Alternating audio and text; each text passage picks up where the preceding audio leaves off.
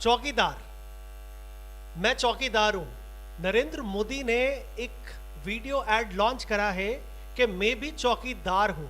सारा देश मैं भी चौकीदार हूं की कैंपेन को आगे बढ़ा रहा है। वहीं पर एक अपोजिशन पार्टी के बड़े नेता राहुल गांधी चौकीदार है, आगे डैश डैश डैश वो कुछ बोलते हैं। आज हमारे साथ में एक ऐसी शख्सियत है हमारे इस चौकीदार प्रोग्राम में जो ट्विटर पर ज्यादा बोलते हैं, सोशल मीडिया पर ज्यादा अपनी बात रखते हैं। अब जानने की बात यह है कि ये शख्स कौन है और ये क्यों नरेंद्र मोदी जी को जिताना चाहते हैं। सर, आपका स्वागत है हमारे प्रोग्राम में चौकीदार में। ये हमारा पहला और फर्स्ट सीजन है जिसमें हमने आपको इनवाइट कराया और थैंक यू सो मच कि आपने यहाँ पर आप आए।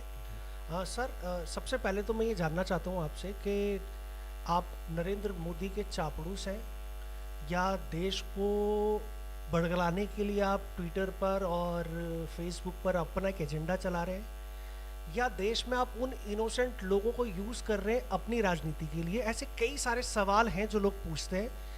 चौकीदार मंच आपसे जानना चाहता है आप हैं कौन। मैं बेसिकली एक टेक्निकल बंदा हूँ।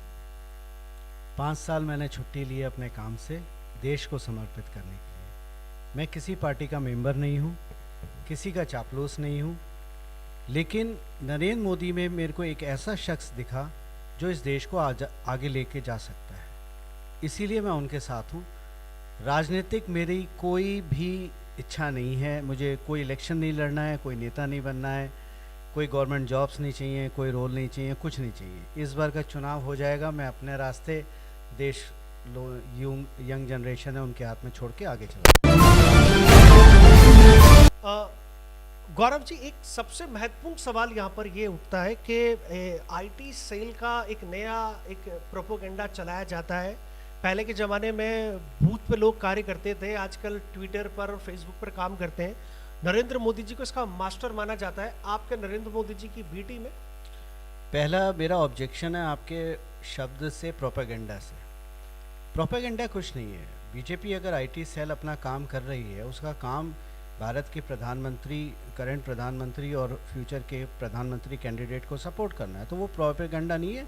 हर पार्टी का आईटी सेल अपने कैंडिडेट को सपोर्ट करता है, उसमें प्रोपेगेंडा वाली चीज़ नहीं है। दूसरी चीज़, हम लोग ना किसी की बी टीम है ना ए टीम है। हमारा एक टोटल सेल्फलेस इनिशिएटिव है जिसमें आज 3.5 लाख लोग जुड़े हुए हैं, और हमारा ये है कि इंडिया फर्स्ट, देश को आगे रखा है हमने। देश प्रथम है, प्रधानमंत्री उसके बाद आता है। लेकिन क्योंकि नरेंद्र मोदी जी के अलावा हमें आज की डेट में 50% मैच करता हुआ भी कोई कैंडिडेट नहीं है, तो आप कह सकते हैं अगर आप चाहें कि हम उनकी टीम हैं, लेकिन हम कॉम्प्लीमेंट हैं।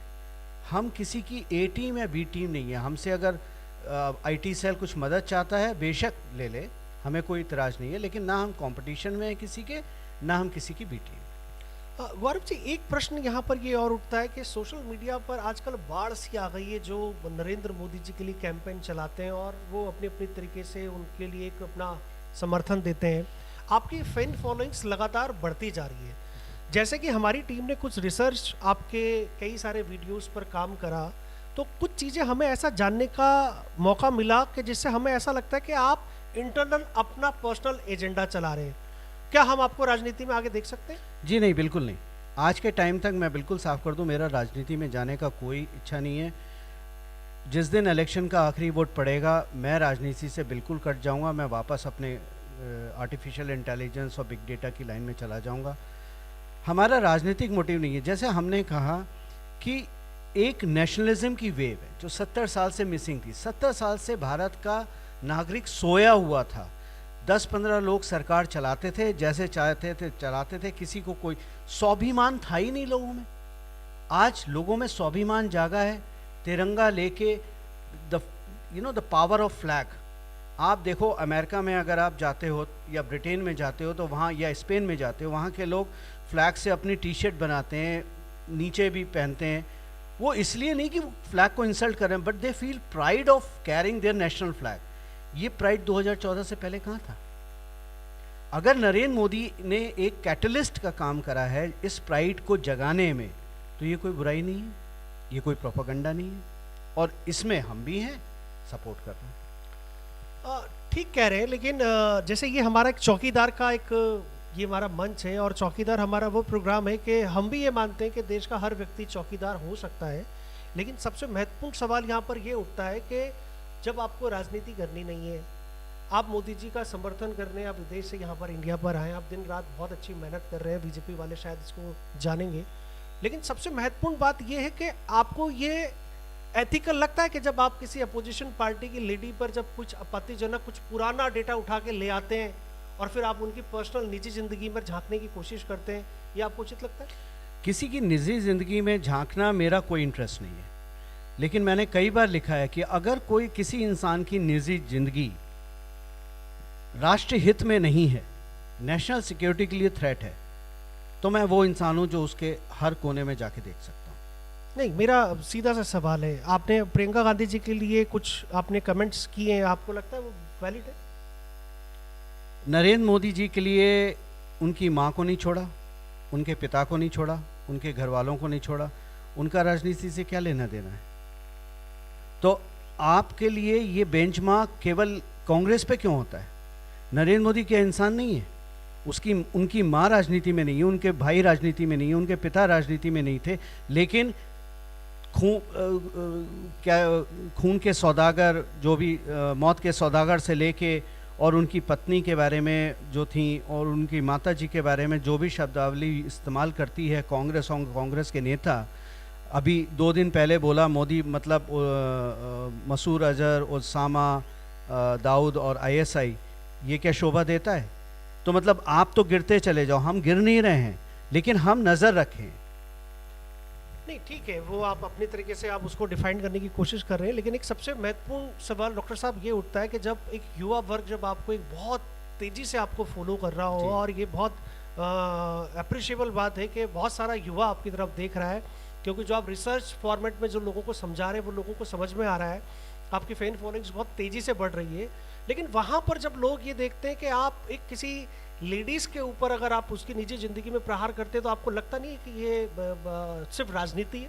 गौरव जी, पहली चीज़ तो मुझे जो ऑब्जेक्शन है वो शब्द लेडीज़ से है, क्योंकि मैंने हमेशा एक चीज़ बोली है, I don't respect a gender, I respect a person. जब आप पब्लिक लाइफ में हैं और जब आप, मोदी जी हमारे हैं, मैं मानता हूं उनके, अगर मोदी जी के बारे में आप 4 चीज़ें बोलते हैं तो क्या मेरा राइट नहीं है कि आपकी ज़िंदगी में भी मैं टटोल के देखूं कि आप किस तरफ जा रहे हैं? या तो आप पब्लिक लाइफ में ना हो, अगर आप पब्लिक लाइफ में हैं तो उंगलियां तो उठेंगी और जवाब आपको देना पड़ेगा। अगर मैंने सवाल पूछा है, मैंने एलिगेशन नहीं लगाया है, अगर मेरा सवाल गलत है तो आप बोल दीजिए कि गौरव ये सवाल आपका गलत है। ठीक है, डॉक्टर साहब, एक यहाँ पर मे भी आपको ये बात कैसी लगेगी, लेकिन हमारी रिसर्च टीम है जिसने आपके ऊपर बहुत रिसर्च करी है और उनका ये कहना है कि ये बीजेपी के नए अमर सिंह जी हैं और ये सिर्फ कंट्रोवर्सी क्रिएट करने आए हैं और ये अपना एजेंडा सेट कर रहे हैं। ये कौन लोग हैं जो इस टाइप की बातों को फैला रहे हैं, आपको क्या लगता है? सर, जब गांव में हाथी आता है तो हम लोग कहते हैं गणेश भगवान आए हैं, प्रणाम करो, तो गांव हाथी के आगे प्रणाम करता है। लेकिन कुछ पीछे लोग भौंकते भी हैं, उनको दिक्कत हाथी से नहीं है, उनको दिक्कत ये है कि वो लोग जो प्रणाम क्यों कर रहे हैं हाथी। तो 100 लोग अगर अच्छी बात करते हैं तो 10 लोग ऐसे होते हैं जो इस तरह का मोटिव निकालते हैं, क्योंकि उनके दिमाग में कहीं सेल्फलेस वाली बात नहीं है। हमारा, मैं आपको लिख के दे रहा हूँ, मेरा कोई एजेंडा नहीं है, देश के अलावा मेरा कोई एजेंडा नहीं है। मैं आपको कहीं राजनीति पार्टी में नहीं दिखूंगा। कल मैं पहली बार जानबूझ के बीजेपी के ऑफिस गया था, वरना पिछले 5 साल में आज तक बीजेपी के ऑफिस में नहीं गया। आप ये बताइए, सोशल मीडिया पे आपने मेरे कितने फ़ोटो भाजपा के नेताओं के साथ या किसी नेताओं के साथ देखे? मैं नहीं डालता हूँ, है ही नहीं, डालूंगा कहाँ से? ठीक है, डन। लेकिन गौरव जी, ये यहाँ एक ये देश आपसे ये जानना चाहता है, क्योंकि आपको लोग बहुत ज़्यादा फॉलो कर रहे हैं और आप मोदी जी के लिए बहुत अच्छा काम कर रहे हैं। लेकिन एक सबसे बड़ी बात, जीरो ग्राउंड पर हम लोग भी काम करते हैं, मोदी जी अच्छा काम कर रहे हैं, ये देश को सबको पता है, लेकिन एज ए जर्नलिस्ट हम लोग जब देखते हैं तो उनके आधे से ज़्यादा नेता घमंडी होते हैं। और आपको लगता है कि सिर्फ एक नरेंद्र मोदी जी की लिबर्टी को लेके कि वो देश के प्राइम मिनिस्टर बनेंगे, जो नीचे जो एक एमपी होता है वो जब अपने कार्यकर्ता या अपने वर्कर के साथ में जब वो वीआईपी ट्रीटमेंट करता है या वो खुद वीआईपी हो जाता है, तब आपको लगता है ऐसी सूरत में लोग आपकी बात मानेंगे? देखो 70 साल से भारत में जो राजनीतिक माहौल है, चाहे वो किसी भी पार्टी का हो, भाजपा की बात नहीं है, हर पार्टी में, वो एक सेट ऑफ पीपल हैं जो पॉलिटिक्स में आए। ये पॉलिटिक्स में लोग कुछ करने नहीं आए थे, कुछ बनने आए थे। बदलाव 5 साल पहले शुरू हुआ था, अभी 2 टर्म और लगेंगी नीचे तक साफ होने में। तो जब मनोहर पार्रिकर जैसे लोग राजनीति में आएंगे, सेल्फलेस लोग राजनीति में आएंगे जो वाकई में देश की सेवा करना चाहते हैं, तो आपको बदलाव दिखेगा। अभी क्या है, अभी भाजपा में भी बहुत सारे लोग हैं जो एरोगेंट हैं, लेकिन हमारे देश की व्यवस्था ऐसी है लोकतंत्र की कि प्रधानमंत्री को हम डायरेक्ट अपॉइंट नहीं करते, हमें इन नेताओं को इलेक्ट करना पड़ता है जो आगे जाके प्रधानमंत्री को इलेक्ट करते हैं। तो इस व्यवस्था को साफ करने में वक्त लगेगा, लेकिन ये व्यवस्था होगी साफ, ये इसका मेरे को विश्वास है। डेफिनेट आप काम कर रहे हैं, जीरो ग्राउंड पर आप लोगों से मिल रहे हैं, और एक सबसे जो इम्पोर्टेंट चीज़ जो हम लोगों को देखने को मिल रही है इस चौकीदार के मंच से, कि डॉक्टर गौरव लोगों के बीच में जा रहे हैं, मोदी जी की बात रख रहे हैं, लेकिन लोग ये कह रहे हैं कि ये मियाँ मिट्टू इंसान है, लोगों की फैन फॉलोइंग्स बढ़ा रहा है और अपने नंबर बढ़ा रहा है। बीजेपी वाले तो इनको घास भी नहीं डालते हैं। पर बीजेपी में मैं कभी जाऊंगा तो घास पड़ेगी ना। नहीं तो आपको क्या बीजेपी के कैलिबर पे शक है कि वो लोग? नहीं, बिल्कुल कैलिबर पे शक नहीं है, लेकिन 1 से 2 भले, वो अपना काम कर रहे हैं, हम अपना काम कर रहे हैं। मेरे साथ अगर आज आपको अच्छा लगता है जब लोग आपसे आपके साथ में सेल्फी खिंचवाते हैं, आपको रिगार्ड करते हैं बिकॉज ऑफ कि आप नरेंद्र मोदी जी का कैंपेन चला आप रहे हैं? अगर मेरे ट्विटर पे जाइए, मेरे लोग बहुत लोग तारीफ करते हैं, बहुत अच्छा अच्छा भी लिखते हैं, बहुत बुरे बुरे भी। गौरव जी, ये जैसे इतना लंबा चौड़ा आप कैंपेन चला रहे हैं, ट्विटर पे, सोशल मीडिया पे लोगों को जोड़ रहे हैं, मोदी जी के लिए आप कह रहे हैं कि साहब मोदी जी को दोबारा जिताओ, आपको मोदी जी की टीम पे और मोदी जी के कैलिबर पे आपको शक है कि आपको ऐसा लग रहा है कि आपको कूद के आना पड़ेगा और आपके कहने से लोग वोट देंगे?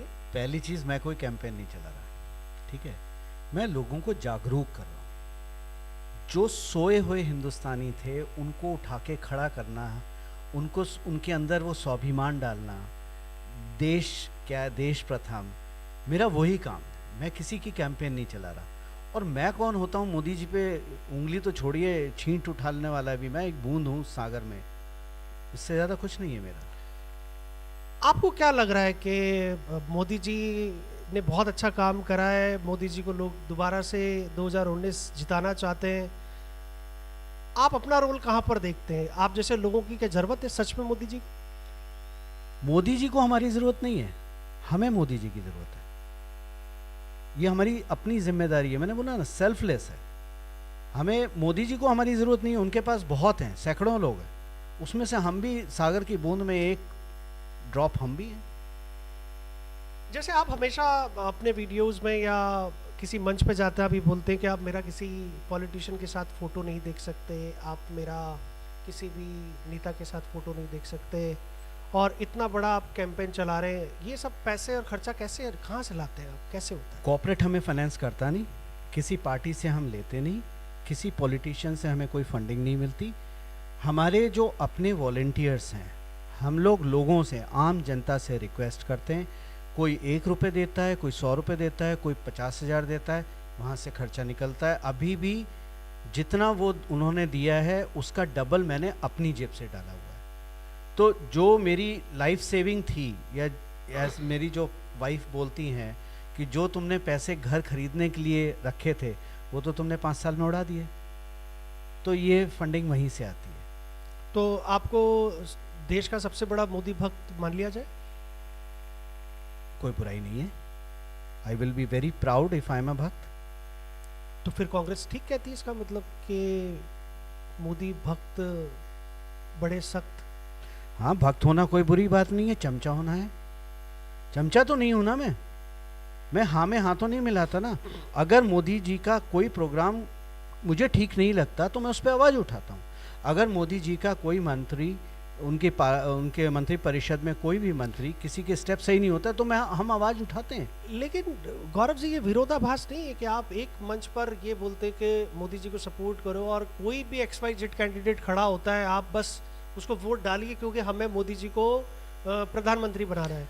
एक सेकंड, प्रधानमंत्री बनाना है, लेकिन आप दूसरी तरफ कई मंचों पर आप उनके किसी सीनियर्स और जूनियर्स नेताओं को बहुत ही व्यंग्यार तरीके से आप उनका उपहास भी उड़ाते हैं, तो फिर वो विरोधाभास क्यों? पहली चीज़ जैसे मैंने अभी बोली कि हमारी लोकतांत्रिक व्यवस्था ऐसी है कि हमें एमपी इलेक्ट करना है, चाहे वो अच्छा हो चाहे ना हो। प्रधानमंत्री वो इलेक्ट करते हैं, हम सीधे प्रधानमंत्री इलेक्ट नहीं कर सकते, इसलिए वो हमारी मजबूरी है और रहेगी अगले कम से कम 2 टर्म, जब तक नीचे से सफाई होनी शुरू नहीं हो जाती। दूसरी बात, उपहास मैं किसी का नहीं करता, लेकिन मेरा राइट है एज ए सिटीज़न, अगर मुझे अब मान लीजिए आईटी इंडस्ट्री की अगर हम बात करें, 26 साल का मेरा कैरियर है, शायद आईटी इंडस्ट्री को मैं ज़्यादा जानता हूँ रादर देन एक ब्यूरोक्रेट हो या जो एग्रीकल्चर मिनिस्ट्री में से अब आईटी मिनिस्ट्री में आ गया या मंत्री जी हों, तो उनको कोर्स करेक्शन बताना हमारा फ़र्ज़ है। वो उपहास नहीं उड़ाता, मैं कभी किसी को गाली नहीं देता, किसी के बारे में गलत नहीं बोलता, लेकिन ये कहना कि भाई मेरे को ये तो बताओ तुमने काम क्या करा। आज अगर लोग मुझे, जैसे आपने कहा मेरी फ़ैन फॉलोइंग बढ़ रही है, फ़ैन फॉलोइंग इसलिए नहीं बढ़ रही है कि मैं किसी की चमचागिरी कर रहा हूँ, फ़ैन फॉलोइंग इसलिए बढ़ रही है क्योंकि वो जानते हैं ये बंदा वो है कि तारीफ़ भी करेगा, साथ में सवाल भी पूछेगा। गौरव जी, एक यहाँ चीज़ जो आप जो बोल रहे हैं, यहाँ पर एक चीज़ ये उठ रही है कि आप शिद्दत से मोदी जी के लिए आप काम कर रहे हैं, आप खुद का पैसा भी आप लगा रहे हैं। जब हम आपके कमेंट्स पढ़ते हैं आपकी पोस्ट में, तो बहुत सारे कमेंट्स में कुछ अच्छी बातें नहीं लिखी होती, जिसमें से बहुत सारे कमेंट्स वो बहुत ही बताने लायक भी नहीं है। एक कमेंट्स हमने पढ़ा था कि ये तो पक्का पिटेगा। क्या करूं, सब तरह के लोग हैं, बस फ़र्क ये है कुछ जिसे कहते हैं ना आर्म चेयर वॉरियर्स हैं, कमरे में बैठ के मोबाइल फ़ोन पकड़ के सुबह से शाम तक ट्वीट करना है। हम लोगों ने सोचा कि ट्वीट ठीक है, ट्वीट तो एक चीज़ है, फेसबुक अलग चीज़ है, लेकिन हमें ग्राउंड पे भी जाना है। अब अगर आप काम करते हैं तो 4 उंगलियां तो उठेंगी आपके पे, तो उठने दीजिए, जिसकी जैसी मानसिकता है वो वही बात करेगा। लेकिन ये तो मैं और मेरा परिवार जानता है कि हमारा कोई पॉलिटिकल इंटरेस्ट नहीं है, हमें कोई कॉन्ट्रैक्ट, फेवर, जॉब, XYZ कुछ नहीं चाहिए। गौरव जी, आप लोगों को जागरूक कर रहे हैं मोदी जी के लिए, देश मोदी जी को दोबारा प्रधानमंत्री बनते हुए देखना चाहता है, लेकिन सबसे महत्वपूर्ण सवाल ये है कि अगर अपोजिशन अगर बीच में ना रहे तो फिर जो अहंकार आता है राजनीति के अंदर, उसकी पराकाष्ठा हो जाती है।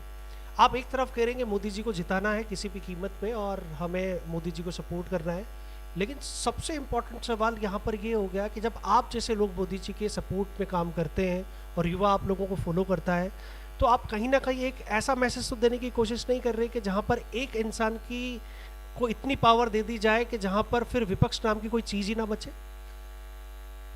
विपक्ष होना ज़रूरी है, अगर विपक्ष नहीं होगा तो वो मंथन नहीं होगा, क्योंकि अगर मान लीजिए मोदी जी की टीम और उनका मंत्री परिषद कोई पॉलिसी लेके आता है, उस पॉलिसी को गलत, मतलब उस पॉलिसी को आप दूसरे एंगल से अगर नहीं देखते हैं तो आप एक रॉन्ग पॉलिसी भी इम्प्लीमेंट कर देंगे, इसलिए वो मंथन होना ज़रूरी है। लेकिन ये सवाल तो अपोजिशन से है कि क्या उसने मंथन करा। अगर आप आज का अपोजिशन देख लीजिए, उसने चौकीदार चोर है के अलावा कहाँ गया वो, कोई सेंसिबल बात नहीं होती है। अगर रफेल पे डिस्कशन हो रहा है तो रफेल पे कायदे से डिस्कशन कीजिए। आपने एक अंबानी पकड़ लिया, एक 30,000 करोड़ पकड़ लिया, उसके आगे आप कभी बढ़े नहीं। आपने कभी स्ट्रैटेजिक, इंडिया की स्ट्रैटेजिक स्ट्रेंथ कैसे बढ़े उसके बारे में मंथन नहीं करा। तो अपोजिशन जरूरी है, लेकिन ये सवाल तो अपोजिशन से है कि कहाँ हो भाई तुम लोग। एक चीज़ और यहाँ पर एक बात उठती है और बड़ा विरोधाभास है, क्योंकि ये शब्द मैंने आपके मुंह से सुना कि जहाँ पर आपने बोला कि शिवराज जो हारे हैं मध्य प्रदेश, राजस्थान में वसुंधरा जी हारी हैं और छत्तीसगढ़ में रमन सिंह जी हारे हैं, ये आप बोलते हैं कि इनका कद ना बढ़ जाए इसलिए हराया गया है। ये तो बिल्कुल एंटी बीजेपी बात कर रहे हैं आप। पहली चीज तो आप शिवराज मत बोलिए, आप शिवराज चौहान जी बोलिए या शिवराज जी बोलिए। श्री श्री शिवराज जी। नहीं, श्री की जरूरत नहीं है, वो बड़े हैं, माननीय हैं, उनका रिस्पेक्ट जरूरी है। He has earn that respect. लेकिन सर 2 दिन पहले ही आपने अपने बयान में बीजेपी कार्यालय में बैठ के ये बोला था कि जेटली के लिए कुछ आपत्तिजनक शब्द आपने बोले। जेटली जी के लिए मैं कभी आपत्तिजनक बोल ही नहीं सकता। आप रिकॉर्डिंग निकाल लीजिए, मैंने हमेशा उनके लिए बोला है वो पॉलिटिकल मास्टर है, पॉलिटिशियन नहीं है। खैर, अपार्ट ऑफ राइट। जो हमारा मेन सवाल। देखिए क्या होता है, लोग कई बार जब मैं लिखता हूँ कि ये पार्टी जीतेगी या इलेक्शन रिजल्ट ऐसा आएगा और वो उल्टा हो जाता है, तो लोग कहते हैं गौरव प्रधान आप तो बड़ी फेंकते थे, अब देखो इलेक्शन रिजल्ट गलत हो गया, आप पे हम विश्वास नहीं करेंगे। मत करो। सवाल ये है कि मेरे को आज बहुत सारा कैडर फॉलो करता है, चाहे वो भाजपा का हो, आरएसएस का हो, सब जो ग्राउंड पे काम कर रहे हैं लोग। मैं पहले तो ये नहीं बोल सकता ना कि हार गए ताकि उनका मोरल डाउन हो जाए, मुझे बोलना है जीत गए। कई बार इस आपके इस सवाल का मैं छोटा सा ही जवाब दूंगा कि कई बार एक बड़ी लड़ाई को लड़ने के लिए छोटी लड़ाइयाँ ज़रूरी होती हैं। भाजपा एक डेमोक्रेटिक पार्टी है, it is not run by a family, तो अंदर महत्वाकांक्षा सबकी होती है, लेकिन उसको अलाइन करने के लिए कई बार ज़रूरी होता है कि कुछ हारें कुछ जीतें, इससे ज़्यादा कुछ नहीं बोल सकता। भाई ये तो आप कैसे समझा सकते हैं अपनी ऑडियंस को, आप ही समझाना। मेरी ऑडियंस समझती है, उसकी आपकी चिंता मत ऑडियंस कीजिए। समझती है, हम जर्नलिस्ट हैं, हम ऑडियंस की भावनाओं को समझते हैं जी। और उन्हीं के बिहार पर हम आपसे सवाल पूछ रहे हैं। जी। गौरव जी, बहुत आप काम कर रहे हैं, आप मोदी जी के लिए, आप देशों में विदेशों में आप जाते रहते हैं। आपको क्या लगता है, क्या सच में वास्तव में विदेशों में मोदी जी की वजह से भारतीयों का सम्मान बढ़ा? सर 26 साल से मैं एनआरआई था 2014 तक, क्योंकि उसके बाद मैं नहीं गया हूँ तो मेरा एनआरआई स्टेटस नहीं है। सर एक मान बढ़ा है हमारा। अभी तक हम चीप लेबर, टेक कुली के अलावा कुछ नहीं थे, $60 पर आवर में बिकते थे। हम जैसे सीनियर लोग शायद $250-300 पर आवर में बिकते थे क्लाइंट के लिए। आज एक मान बढ़ा है, आज लोगों को पता चला ये भारत से है, इसमें दिमाग है, ये इंटेलिजेंट है, ये पढ़ा लिखा है, ये बहुत बड़ी चीज़ है।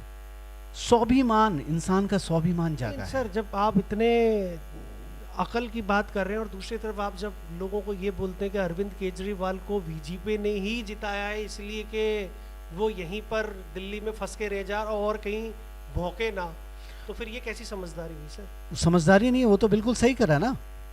आप मेरा ब्लॉग पढ़ लीजिए, जब अरविंद बीजेपी ने अरविंद केजरीवाल को यहाँ पर जिताया था, सारे वोट शिफ्ट हुए थे। आप ये ऑन रिकॉर्ड कह रहे हैं? ऑन रिकॉर्ड कह रहा हूँ मैं। कौन लोग हैं सर जिन्होंने अरविंद केजरीवाल को जिताया? अब वो छोड़िए, था ये कि हमें इस बंदे को बांध के रखना है। आप किसी से भी पूछ लीजिए, अगर ये इलेक्शन नहीं जीतते दिल्ली के अरविंद केजरीवाल, तो ये क्या करते पूरे देश में, ये आप समझ सकते हैं। इनको एक जगह बांधना जरूरी था। आप देख लीजिए, एडमिनिस्ट्रेटिव स्किल तो इसके अंदर है नहीं, पॉलिटिकल स्किल इसके अंदर है नहीं, किसी को कन्विंस ये कर नहीं सकते, ये अनार्किस्ट हैं। और क्योंकि राजनीति में है, इनको राजनीति से ही मारा जा सकता है। आज अरविंद केजरीवाल की वैल्यू क्या है, कौन रिस्पेक्ट करता है? ठीक है, there is a community which he cater to, what he is politician for, right, so called politician for, लेकिन वो भी परेशान हो चुकी है। गौरव जी, ये हम प्रोग्राम को अब अपने अंतिम चरण में लेके जा रहे हैं। कुछ 2-3 तीखे सवाल मैं आपसे पूछना चाहता हूँ। जैसे आप बेबाक बोल रहे हैं, अपनी निष्पक्ष राय रख रहे हैं, मुझे उम्मीद है आप वैसे रखेंगे। बीजेपी में हम आपको कब देख रहे हैं? नहीं देख रहे हैं। अगर नरेंद्र मोदी जी आपको कोई ऑफर करते हैं तो आप एक्सेप्ट करेंगे? वो बात अलग है। पहली वाली बात क्या थी? पहली वाली बात थी, मैं लाइन में लग के कहीं नहीं जा रहा। मतलब मोदी जी बुलाएंगे तो आप एक्सेप्ट कर सकते हैं? हो सकता है, it depends again on the work. काम पे अगर वो मेरे को बुलाएंगे, वो गौरव प्रधान कम एग्रीकल्चर मिनिस्ट्री में ये काम करो, तो मैं मना कर दूंगा, क्योंकि मेरी कॉम्पिटेंसी नहीं। के मंच से ये कह दें कि नरेंद्र मोदी जी के लिए एक नया प्रशांत किशोर वेट कर रहा है? नहीं, गौरव प्रधान वेट कर रहा है। बात तो एक ही है। नहीं, गौरव प्रधान अलग है, प्रशांत किशोर दोनों अलग। एक काम करते? नहीं, आप भी उनके लिए वोट ही मांग रहे हैं, उनके लिए प्लानिंग सेट कर मैं रहे हैं, देश के लिए लोगों को मांग रहा हूँ, फर्क है। अच्छा, एक अंतिम सवाल आपसे। इस चौकीदार के मंच पे हमारा मेन मकसद ये है कि आप जैसे जो लोग हैं, जो जिनको यंगस्टर फॉलो कर रहा है, जो देश में मोदी जी को दोबारा जिताना चाहते हैं, आप दिल से उस भोली भाली जनता से क्या कहना चाहते हैं नरेंद्र मोदी जी के लिए? वोट उसे देना चाहिए जो देश के लिए काम करे। हमारा मकसद देश को आगे बढ़ाना है। अगर देश संपन्न होगा तो सबकी परेशानियां कम होंगी। अगर आज आप देखो 1 किलो चावल देके ₹1 किलो का चावल देके और जैसे कहते हैं ना अनएम्प्लॉयमेंट अलाउंस अलाउ करते हैं, भत्ता जो कुछ सरकारें देना चाहती हैं इलेक्शन के टाइम में बोलती हैं, अपने स्वाभिमान को जगाओ, अपनी मेहनत से काम करो। वो मेहनत करने के लिए क्या रास्ते बनाए हैं मोदी की सरकार ने? सवाल वो है। हाँ बनाए हैं। आप क्या स्वाभिमान से अपने बिजनेस खड़ा, आज एक पकौड़े वाला है, क्या वो हमेशा पकौड़े बेचेगा? क्या ऐसा नहीं हो सकता उसके पकौड़े इतने अच्छे हों, इनोवेटिव रेसिपी हो कि कल को वो पकौड़े की चेन बनाए या वड़ा पाव की चेन बनाए, मैकडोनल्ड को टक्कर दे? एंटरप्रेन्योरशिप तो यहीं से शुरू होती है ना। तो क्या सरकार ने जो पिछली 5 साल चली है, क्या उसने आपके लिए रास्ते प्रशस्त करे हैं? क्या उसने आप में स्वाभिमान जगाया है? अगर है तो उसे वोट करो। आप कुछ चुनिंदा उपलब्धियां जो आप बताना चाहें मोदी जी की, जो आपको लगता हो कि ये हाँ ये वास्तव में ये प्राइम मिनिस्टर ने बहुत अच्छा काम करा है? मैं बहुत छोटा आदमी हूँ उपलब्धियां बनाने के लिए। मेरे ख्याल से ट्विटर पे तो आप यही काम करते हैं। अगले एक घंटा निकल जाएगा हाईलाइट करने में ही। लेकिन आप देखो कि गांव में पहले लोग चूल्हा जलाते थे, आज गैस है। सबसे बड़ी बात स्वच्छ भारत। हम लोग ने भी ट्रेन में सफ़र करा है, हम जाते थे सुबह सुबह दिल्ली से, जब ट्रेन निकलती थी ना तो सारे रास्ते में आपको दिख जाते थे ट्रैक पे बैठे हुए। आज वो नहीं दिखते। क्या वो सम्मान नहीं है लोगों का? जो आत्मसम्मान, सेल्फ रिस्पेक्ट नाम की चीज़ है, वो नहीं आई है? क्या आज जब हम विदेश में जाते हैं, आज आप एक चीज़ देखिए, मसूद अजहर को चाइना ने वीटो करा है, लेकिन 5 बड़े देश जो कभी हमसे बड़े थे, आज वो चाइना से डिस्कस कर रहे हैं और कह रहे हैं भैया वापस लें। क्या ये भारत की डिप्लोमेटिक पावर नहीं है? क्या ये डिप्लोमेटिक पावर नहीं है कि आज से पहले जब 26/11 होता था तो हम यूएन में चिट्ठी लेके पहुंच जाते थे, भाई साहब कुछ करो, इसने हम पे ये कांड कर दिया है, अब हम पे ये हमला करा है, कुछ कीजिए। आज यूएन उसको बोलता है इंडिया कुछ बड़ा करने वाला है। क्या ये बदलाव नहीं है? क्या यही फौज थी, यही MiG-21 थे, 10 साल यंगर थे, यही डिसीजन मेकिंग, यही बाबू थे, सब कुछ यही था, सिस्टम यही था, सारा औजार यही थे, इक्विपमेंट यही थे, हथियार यही थे। लेकिन क्या बात है कि पहले हम यूएन में चिट्ठी भेजते थे, आज बोलते हैं घर में घुस के ठोकेंगे। पिछले 1 महीने से पाकिस्तान के कई एयरक्राफ्ट सर्वेलेंस पे हैं, एयर स्पेस बंद है। किसी देश का एयर स्पेस बंद हो 20 दिन 25 दिन, आप समझ सकते हैं हाहाकार मच जाएगी। Pakistan is bleeding without a bullet fired. So ये बदलाव नहीं है। 5 साल में कौन सी ट्रेन में, कौन से डब्बे में, कौन सी बस में, कौन से मोहल्ले में बम फटा है? क्या ये उपलब्धि नहीं है? क्या ये उपलब्धि नहीं है कि पहले होली दिवाली पे जब हम बाजार जाते थे तो स्टेटमेंट होता था कि अपनी सीटों के नीचे देख लें, कोई लावारिस वस्तु हो तो बताइए, भीड़ भाड़ इलाके में मत जाएं। आज हम बिंदास बाजार में जाते हैं। क्या ये बदलाव नहीं है? मैं नेशनल सिक्योरिटी में ज़्यादा इंटरेस्ट रखता हूं, मैं इस बारे में बात करता हूं। आखिरी लाइन जी, राहुल गांधी क्या है? Rahul Gandhi is a innocent child. 2024-25 में सामान बांध के अपने चला जाएगा। उस बेचारा जबरदस्ती में पॉलिटिक्स में लाया गया। एक कोई ऐसी बात जो आपको ऐसा लगता हो कि आपको ऐसा कहना हो कि बीजेपी अगर इन पॉइंट्स पे अगर ध्यान दे तो शायद और बेटर वो कुछ कर सकते हो, आपको लगता है ऐसा कुछ आप कहना चाहेंगे? मेरे ख्याल से बीजेपी जो एक काम करना चाहती है, जो मैं हमेशा से बोलता हूं, वो है ग्राउंड पे पकड़। कितने बीजेपी के जो नेता हैं, पॉलिटिशियंस हैं, कार्यकर्ताओं की बात नहीं करते, वो तो दिल से लगे ही हुए हैं, लेकिन जो 5 स्टार पॉलिटिशियंस हैं वो ज़मीन पे कब जाते हैं? उनका ग्राउंड एंगेजमेंट क्या है? वो बहुत बड़ा सवाल है और इस पे बीजेपी को काम करना चाहिए। केवल चुनाव के वक्त मत आइए, 5 साल आइए। आप जब पार्लियामेंट चल रही है आप बैठिए अपने दफ्तर में, आप बैठिए दिल्ली में, कोई दिक्कत नहीं है। लेकिन जब पार्लियामेंट नहीं चल रही है उस टाइम आपको ज़्यादा से ज़्यादा टाइम अपनी कॉन्स्टिट्यूंसी में देना चाहिए। Thank you so much Gaurav ji, आप चौकीदार के मंच पे आए।